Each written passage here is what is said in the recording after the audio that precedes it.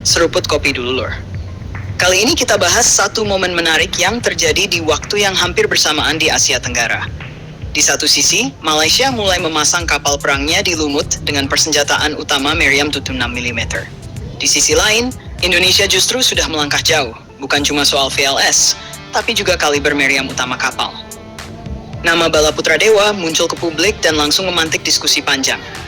Bukan karena seremoni, tapi karena satu angka yang bikin banyak pihak berhenti scrolling. 64 Cell Vertical Launch System. Angka ini langsung memisahkan kapal perang Indonesia dari standar regional. Di kawasan Asia Tenggara, 8-16 sel VLS sudah dianggap wajar.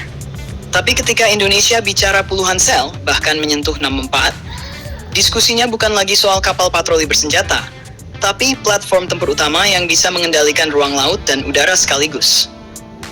Menariknya, reaksi paling cepat justru datang dari netizen kawasan, terutama dari Malaysia. Di forum pertahanan dan kolom komentar mulai muncul perbandingan terbuka.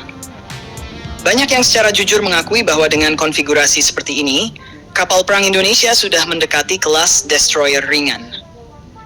Dan di saat diskusi soal VLS itu ramai, Malaysia sendiri sedang fokus pada pemasangan kapal di Lumut dengan senjata utama Meriam 76 mm. Ini Meriam yang solid, terbukti, dan umum dipakai banyak angkatan laut. Tapi kalau kita tarik garis lurus ke Indonesia, kontrasnya langsung kelihatan. Indonesia saat ini sudah punya kapal perang dengan Meriam utama Shroud Spot 46 mm buatan UTM.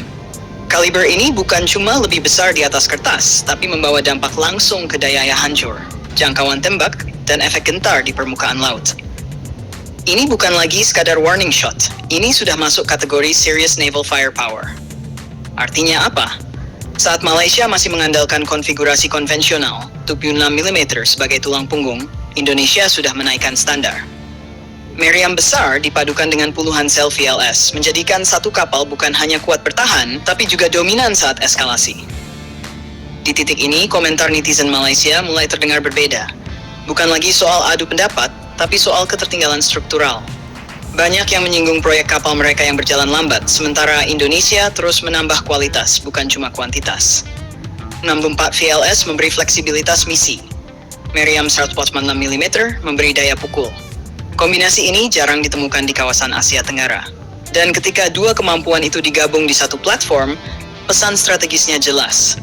Indonesia tidak lagi bermain di level minimum deterrence. Di forum internasional, narasinya juga serupa. Indonesia dinilai sedang membangun kekuatan laut secara senyap tapi konsisten. Tidak banyak jargon, tidak banyak klaim politik, tapi spesifikasi teknisnya berbicara sendiri. Inilah yang membuat perbandingan dengan Malaysia jadi tak terelakkan.